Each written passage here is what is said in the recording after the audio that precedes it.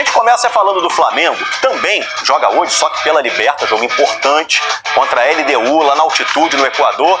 Deixa eu mostrar o provável time do Flamengo pra você, tá aqui no telão. Rossi, Wesley, Léo Ortiz, Léo Pereira e Ayrton Lucas. Por lugar, Gerson e Arrascaeta, Michael, Bruno Henrique e Plata. Plata, que vai jogar em casa, inclusive é muito querido por lá. O Flamengo está se acostumando a vir para cá. Quito, capital do Equador, 2.850 metros de altitude. A cidade da LDU, um dos times mais populares do país.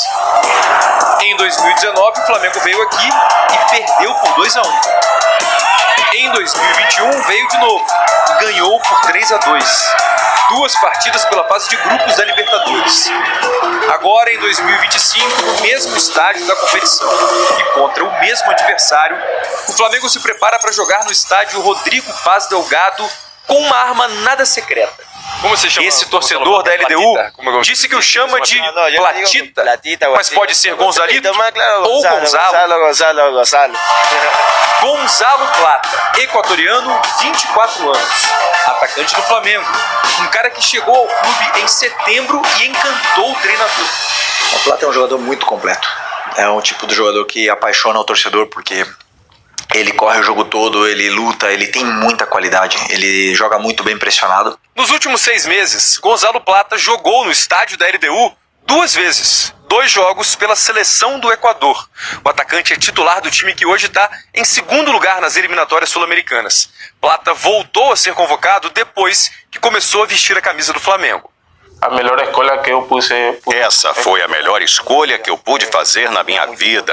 Tinha muito tempo que eu não voltava à seleção do meu país e tinha certeza que se eu viesse para o Flamengo, ia voltar à seleção, ia fazer coisas mais importantes, ia conseguir alcançar o ritmo e ser o jogador que as pessoas esperam. Como jogador. Esse torcedor da LDU diz que Plata está melhorando muito, subiu demais de rendimento. Está no auge, e que por isso torce para que ele não faça gols na LDU e que sofra com a altitude. O Flamengo tem um aproveitamento bem baixo disputando a Libertadores na altitude desde 2019, só 29%.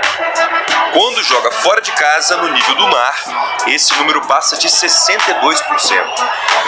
Só que dessa vez, nos quase 3.000 metros de Quito, o Flamengo tem alguém acostumado com tudo isso. Esse torcedor do Deportivo Quito, rival da LDU, diz que os jogadores equatorianos que moram fora do país têm memória de altitude, ou seja, não se afetam com isso. Para ele, Plata é uma grande arma do Flamengo e que o atacante vai estragar a festa da LDU. Vamos jogar a festa.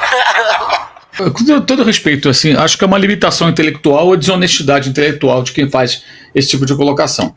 Quando você questiona o fato do Felipe Luiz sempre buscar aspectos positivos nos seus jogadores quando eles são questionados, não significa que você esteja defendendo que ele tem que falar que o cara foi uma porcaria, que não jogou nada, que não serve. Tá? É possível você falar, realmente, perdemos muitos gols, não fomos bem, de fato, o jogador hoje não rendeu tudo aquilo que ele pode. Agora, essa conversa que ele repete sempre, o jogador fez tudo o que eu pedi, ele pede para perder gol, ele pede para não finalizar quando tem a chance, ele pede para dar um drible a mais quando você vê que o cara cortou, abriu o caminho, pode chutar no gol e não chuta.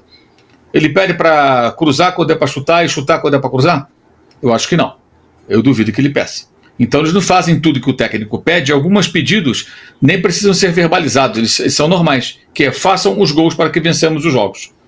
Então, eu não sei se é um pouco ainda do lado boleiro dele, de jogador que parou de atuar, não tem tanto tempo assim, conviveu com esses atletas, não sei o que acontece. Eu sei que ele precisa ser um pouco, assim, as entrevistas dele são muito elogiadas. De fato, ele tem bons momentos de entrevista, e outros são declarações absolutamente protocolares que não convencem ninguém. Foram essas aí, por exemplo. E o Michael ainda deu uma entrevista na Zona Mista, dizendo que falar de fora é fácil, né, e tal. É por isso que ele ganha o que ele ganha. Certo, Michel? Os caras que estão lá de fora te perguntando não ganham o que você ganha. O torcedor que está na arquibancada, em casa, não ganha o que você ganha. Tu ganha bem pra cacete, meu irmão. Então você tem que ir lá dentro justificar o salário. Como? Fazendo coisas difíceis. Para fazer coisa fácil, o Flamengo podia contratar vários cabeças de bagre que ganhariam, sei lá, 1/1000º do que ele ganha, e eu fazer também. Não é assim.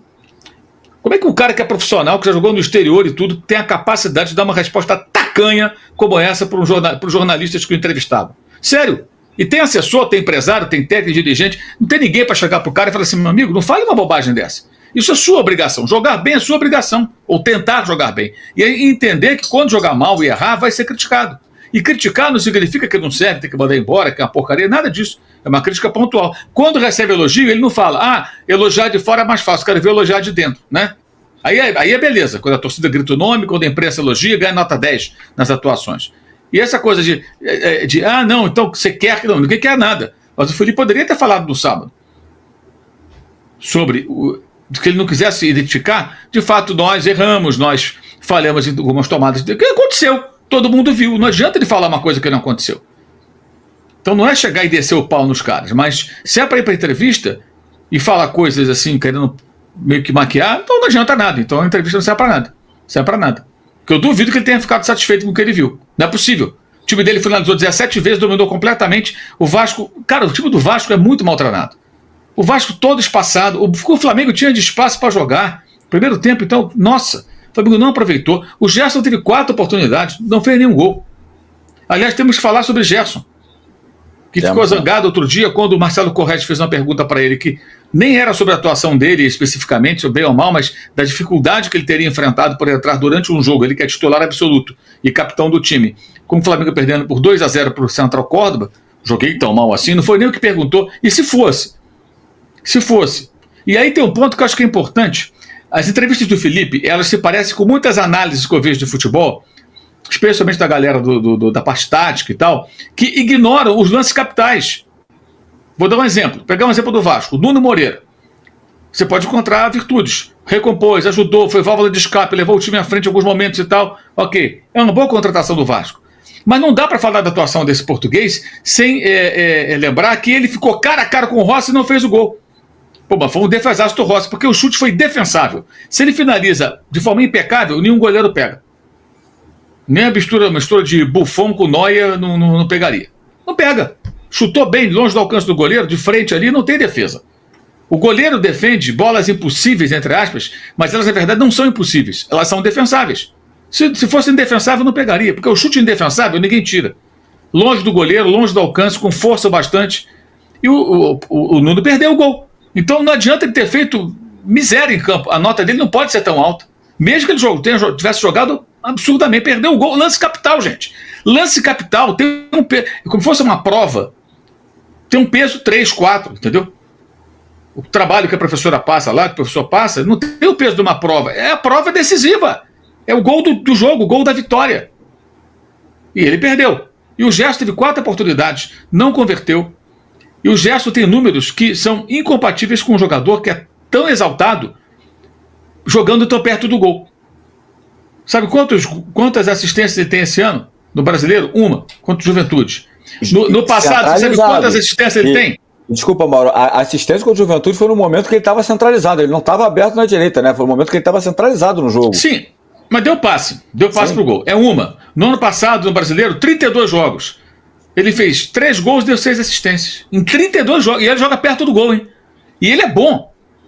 Ele é forte, ele é alto, protege bem a bola. Ele acho que ele tem um chute potente até, embora muitas vezes sem direção, descalibrado, mas chuta com certa violência. O que acontece? Para ele ser o jogadoraço que o pessoal fala, ele tem que ter número. Ele joga perto da área, cara. Tá jogando ali pelo lado direito, perto da área. Ele tem que ter número, ele tem que ter gol, tem que ter passe para gol. Ele tem que ser mais decisivo. E ele precisa se questionar. O que eu tô dizendo aqui, antes que o incauto venha dizer, então você tá dizendo que o Gerson não joga nada, que essa desonestidade intelectual que eu falei há pouco, ou burrice, uma coisa ou outra. Não, ele joga muita bola, mas para ele ser esse jogador todo que as pessoas estão exaltando, ele, atuando nessa posição, ele tem que ter mais número. Ele tem que ser mais decisivo. E sábado a decisão do jogo passou, e muito pelo pé dele também. E ele não decidiu. Então, se o cara não tiver autocrítica, se o técnico e o departamento de futebol não verem isso, não criticarem, o cara vai achar a vida inteira que tá bom. Não tá bom não, cara. Não tá bom. Não tá bom. Em reportagem exibida neste domingo no programa Fantástico da TV Globo, o advogado criminalista Ricardo Pieri Nunes, responsável pela defesa do jogador Bruno Henrique, se manifestou publicamente sobre o envolvimento do atleta em um suposto esquema de apostas. Segundo o advogado, as conversas que vieram a público foram tiradas de contexto e não refletem a realidade dos fatos. Em nota oficial enviada à imprensa, o representante do atacante do Flamengo destacou a conduta exemplar do jogador dentro e fora de campo, reforçando seu compromisso com o esporte e com os valores éticos que o futebol exige. O atleta Bruno Henrique é conhecido e respeitado por sua simplicidade e comprometimento com o esporte. Nunca esteve envolvido em esquemas de apostas. Pelo contrário, acredita que o negócio de apostas deveria sofrer cada vez mais restrições pelas autoridades, de modo a preservar a integridade das competições esportivas.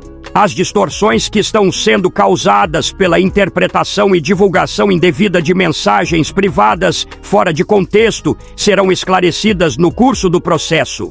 O atleta confia que o Poder Judiciário oportunamente corrigirá a injustiça que está sendo cometida. A defesa ainda ressalta que Bruno Henrique segue colaborando com as autoridades sempre que necessário, com total transparência, e acredita que todos os esclarecimentos serão feitos em tempo oportuno, restabelecendo a verdade dos fatos. Deixe sua opinião no comentário, não esqueça de curtir o vídeo e inscreva-se no canal para não perder nada do Flamengo. Até a próxima e saudações rubro-negras!